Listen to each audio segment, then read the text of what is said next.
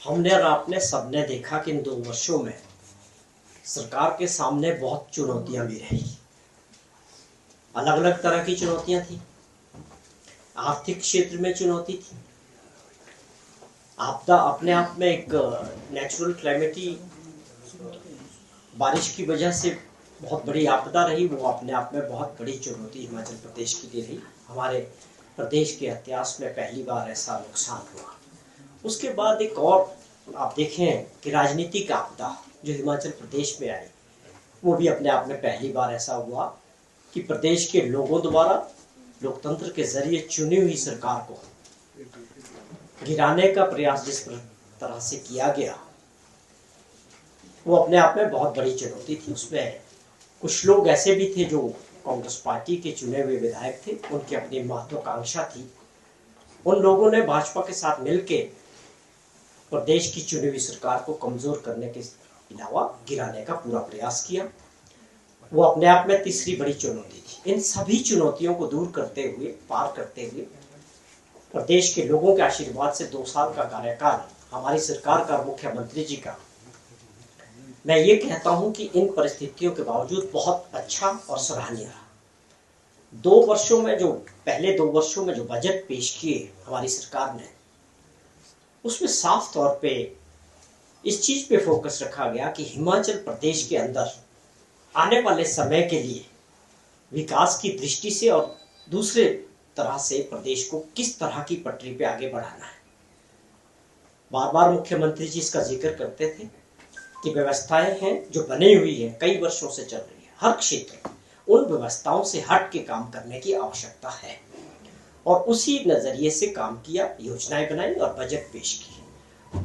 उसके परिणाम आने शुरू हो चुके हैं, और आने वाले 1-1.5 वर्षों में जो योजनाएं मुख्यमंत्री जी ने 2 वर्षों के अंदर बजट पे दी, वो जमीनी स्तर पे उतरनी शुरू हो चुकी, और उसके अच्छे परिणाम आएंगे। चाहे आप बात करें कि प्रदेश की जो आर्थिक स्थिति है उसमें तेजी से सुधार हुआ है। जिस तरह का खजाना खाली हमको मिला था हमारी सरकार के दौरान, जब सरकार बनी, 75,000 करोड़ रुपए के ऊपर का कर्जा था, और 10,000 करोड़ से ऊपर की सरकारी कर्मचारियों की और हमारे जो पेंशनर्स हैं उनकी 6th पे कमीशन की सारी देनदारियां खड़ी थी।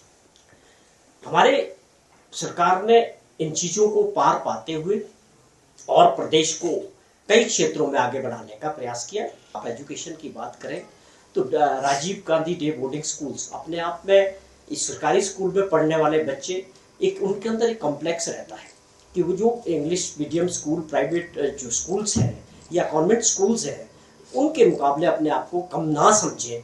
उस बात को समझते हुए हमारी सरकार ने ये ऐसे स्कूल है, उसमें कई जगह टेंडर्स हो चुके हैं। 50 बीघे में एक स्कूल बनाने जा रहे हैं जिसकी कॉस्ट, लागत एक स्कूल की 40 से 50 करोड़ रुपया खर्च कर रहे हैं। कारण यही है कि उसमें पढ़ने वाले जो बच्चे हों वो अपने आप को ये महसूस ना करें कि सरकारी स्कूल के बच्चे किसी तरह से भी कम है। ये एक बहुत बड़ी महत्वाकांक्षा योजना सरकार की जो जमीन पर उतरनी शुरू हो चुकी है। बहुत सारी जगह जमीनें एक्वायर कर चुके हैं और कई जगह टेंडर्स हो चुके हैं। तो ये बड़ी योजना है। मैं कुछ एग्जाम्पल्स के तौर पे आपको बता रहा हूँ, और बहुत सारी योजना है। अगर आज हिमाचल प्रदेश पहला ऐसा राज्य बना कि जो दूध का MSP देने वाला है, दूध की कीमत में जो बढ़ोतरी होती थी पर लीटर 1 रुपया 2 रुपया बढ़ता था, लेकिन हमारी सरकार ने, मुख्यमंत्री जी ने इस बात का जिक्र किया कि हमारी प्राथमिकता रूरल अर्थव्यवस्था को मजबूत करना है। ग्रामीण अर्थव्यवस्था को मजबूत करने के लिए आवश्यक है कि गाँव में रहने वाले लोग जो दूध का काम कर रहे हैं, उन महिलाओं की जेब में 10 से 12,000 रुपया अगर महीने का उनके जेब में जाएगा तो वो अपने बच्चों को पढ़ा पाएगी, अपने परिवार को चला पाएगी।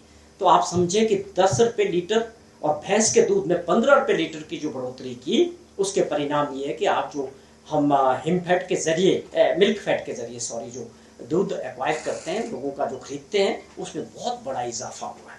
और आप ये समझें कि उस तरह से लोगों के जेबों में सीधा पैसा गाँव के क्षेत्र में मिला है, और इसके अच्छे परिणाम सामने आ रहे हैं। ये वो मैं एग्जाम्पल्स कोट कर रहा हूँ जो नीतियां होती है एक सरकार की, प्रदेश के विकास के लिए बनानी जरूरी होती है। ये जैसे जैसे समय आगे जाएगा ये नीतियां आगे बढ़ेगी, लोगों तक पहुंचेंगी, और इसके परिणाम और अच्छे आने शुरू होंगे। ये लोगों तक, लास्ट व्यक्ति तक जाने की जो हम बात करते हैं समाज में, उनको समाज के धारा से जोड़ना है, विकास के साथ जोड़ना है। ये हमारी सरकार की प्राथमिकता है। लेकिन लगातार इन 2 वर्षों में जिस प्रकार हिमाचल प्रदेश में विपक्ष की जो भूमिका रही, विपक्ष के नेताओं की जो भूमिका रही, मैं समझता हूँ अपने आप में बहुत दुर्भाग्यपूर्ण रहा। मैं अपनी बात करता हूँ केवल इसलिए इस बात का जिक्र नहीं करता कि केवल मुझे उनके खिलाफ कुछ बोलना है, विपक्ष के नेता के खिलाफ। मैं एक बार बार एहसास दिलाना चाहता हूँ कि विपक्ष भी हिमाचल प्रदेश की जनता के लोग हैं, उनका नंबर कम है, आज वो विपक्ष की भूमिका निभा रहे हैं। पिछले 5 वर्ष वो सत्ता पक्ष में रहे। मेरे कुछ सवाल उनसे हैं कि आप बार बार सरकार को गिराने का और कोसने का काम 2 वर्षों से लगातार कर रहे हैं विपक्ष के नेता। क्या आप इस जिम्मेवारी को समझते हैं कि आपकी भी कोई जिम्मेवारी प्रदेश की जनता के प्रति है? क्या आपने इन 2 वर्षों में कोई सुझाव सरकार को भेजा है जो प्रदेश हित में है, जनता के हित में? या आपने कौन से प्रयास किए हैं भारत सरकार से प्रदेश के मदद के लिए? आप स्पेशल पैकेज की बात करें या और योजनाओं की बात करें, आपको बताना चाहिए कि आपने इन 2 वर्षों में आपकी पार्टी ने प्रदेश के लिए और प्रदेश की जनता के लिए आपकी सरकार भारत सरकार से किन किन योजनाओं पे काम किया, और आप चाहते हैं कि ये योजनाएं आए या आर्थिक पैकेज, आर्थिक सहायता प्रदेश को मिले। हिमाचल प्रदेश पहाड़ी राज्य है, स्पेशल कैटेगरी स्टेट है, हमारे को मदद मिलनी चाहिए, भारत सरकार से मिलती रही। और जयराम जी को तो अच्छी तरह मालूम है, 5 वर्ष तक प्रदेश के मुख्यमंत्री रहे कि उन्होंने किन परिस्थितियों में, उनके समय में जो कुछ अच्छे फैसले होने चाहिए थे, अच्छी नीतियां प्रदेश के लिए बननी चाहिए थी। मैं बड़े दुख के साथ इस बात को आप लोगों से शेयर करता हूं कि मुझे लगता है वो 5 वर्ष हिमाचल प्रदेश के लोगों के खराब हुए हैं, विकास की दृष्टि से भी, लॉ एंड ऑर्डर की दृष्टि से भी और दूसरे क्षेत्र में। एग्जाम्पल के तौर पे मेरे 2-4 प्रश्न हैं। मैं विपक्ष के नेता से बड़े अदब के साथ ये पूछना चाहता हूं कि क्या जब पंजाब उड़ता बोला गया, जब पंजाब में नशा था, पंजाब में सख्ती हुई, तो वो लोग, उन्होंने तो काम करना था। जो सौदागर हैं, जो पैडलर्स हैं, जो एक इस हद तक गिर सकते हैं कि नशे के व्यापार से बच्चों को और समाज को खराब कर सकते हैं, उन्होंने हिमाचल की तरफ रुख किया। हिमाचल उनको एक ओपन स्टेट मिला जहां कोई पूछने वाला नहीं था, जहां किसी ने पूछा नहीं। आज दुर्भाग्यपूर्ण वंश देखिए आप कि आज नशा गांव, छोटे से छोटे गांव तक, छोटे से छोटे स्कूल तक और गांव तक पूरे हिमाचल प्रदेश में पहुंच चुका है। दुख इस बात का है कि पिछले 5 वर्षों में इस ओर ध्यान नहीं दिया पिछली सरकार ने। माननीय पूर्व मुख्यमंत्री जी को ये बताना चाहिए कि आपके समय में नशे को लेके कौन सी गंभीरता थी, कौन सी योजना बनाई, कौन सी प्लानिंग की आपने। आज इसकी जड़ें हिमाचल प्रदेश के छोटे से छोटे गांव और युवा बच्चों तक पहुंच चुकी है। अब इसको कंट्रोल करने के लिए 2 वर्षों में हमारी सरकार ने जो काम किए, प्रयास किए, वो आप सभी के सामने। हम उसके ऊपर किसी दिन आपको पूरा डाटा भी बताएंगे। चारों तरफ माफिया खुले तौर पर काम करता रहा, चाहे वो नशा से संबंधित था, चाहे वो माइनिंग से संबंधित था, फिर वो भर्तियों से संबंधित था। ये सारी बातों को ठीक करने के लिए हमारी सरकार ने हर तरह काम करने का अच्छे से पूरी प्लानिंग के साथ प्लान किया है। मुझे दुर्भाग्य इस बात का कि आज के जो विपक्ष के नेता है, बजाय इसको सहयोग करने के, बजाय इन चीजों को तारीफ करने के कि हमको आज आवश्यकता है, प्रदेश में जो गलत चीजें हो रही है उसको मिलके सबके प्रयास से, सत्ता पक्ष वाले हो, विपक्ष वाले हो या प्रदेश की जनता हो, कुछ समाज की ऐसी बुराइयां होती है जिसमें सबके सहयोग की आवश्यकता होती है। तो मैं ये फिर से जिक्र करता हूं कि अगर हमको प्रदेश को अपने आने वाली पीढ़ियों के लिए बचा के रखना है, हिमाचल प्रदेश में लोग इसलिए आना चाहते हैं, अपना पैसा लगाना चाहते हैं, घूमने आना चाहते हैं कि एक शांति प्रिय राज्य है, यहाँ के लोग ईमानदार है और मेहनती है। अगर हम इस छवि को खराब करेंगे तो इसका आने वाले समय के लिए बहुत बड़ा नुकसान होगा। तो मैं फिर से इनसे आग्रह करता हूँ, जो मेंबर ऑफ पार्लियामेंट्स हैं विपक्ष के, चाहे वो लोकसभा के अंदर है, चाहे वो राज्यसभा के अंदर है, आप सभी की जिम्मेवारी हिमाचल प्रदेश के लोगों के प्रति है, प्रदेश राज्य के प्रति है। आप 2 वर्ष के कार्यकाल का अपना हिसाब किताब प्रदेश की जनता को बताना चाहिए कि आपने किन योजनाओं पे प्रदेश सरकार को मदद करने की कोशिश की है, भारत सरकार ने किन योजनाओं के लिए आपने पार्लियामेंट के अंदर बात की है, किन योजनाओं को लेके आपने प्रधानमंत्री जी से बात की है कि आप हिमाचल प्रदेश का सहयोग करें। केवल मात्र सरकार को कोसना और सरकार को कमजोर करना, सरकार के खिलाफ माहौल बनाने का झूठा प्रयास करना, ये किसी की कोई जिम्मेवारी नहीं है, आपकी भी प्रदेश की जनता के प्रति जिम्मेवारी है। अगर आप लोगों ने कुछ किया है तो आप उसको प्रेस के माध्यम से और किसी माध्यम से प्रदेश की जनता को बताना चाहिए। ये हमारे कुछ प्रश्न है। बार बार वही मीडिया दिखा और सरकार के खिलाफ बोलना शुरू कर दो, सरकार टूट जाएगी, सरकार गिरने देगी। आप सरकार को प्रदेश की जनता ने चुना, मतदाताओं का अधिकार है कि किस प्रदेश में कौन सी सरकार होगी। कांग्रेस की सरकार बनी तो हिमाचल प्रदेश के लोगों ने चुनी। आप इसको क्यों गिराना चाहते हैं? आपका लोकतंत्र के प्रति क्या सम्मान है, ये समझने वाली बात। या आप सत्ता वापसी करना चाहते हैं, आप बहुत दुखी हैं कि आपकी सत्ता गई, ये अपने आप में प्रश्न है। अभी भी सोचने का वक्त है। मिलजुल के सबको प्रदेश हित में काम करने की आवश्यकता है।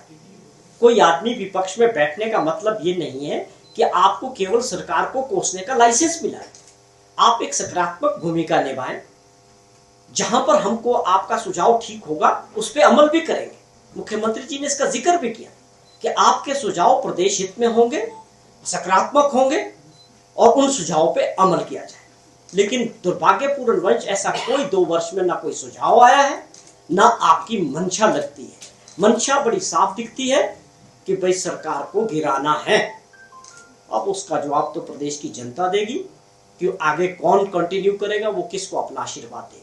तो मैं निष्कर्ष ये है कि हमारे आने वाला तीसरा बजट जो बहुत जल्दी प्रस्तुत होने वाला है, मैं समझता हूँ बहुत बदलाव होंगे इस बजट में, क्योंकि सरकार की और मुख्यमंत्री की सोच बहुत साफ है कि हम इन चीजों से रुकने वाले नहीं हैं, इनके आरोपों से रुकने वाले नहीं हैं।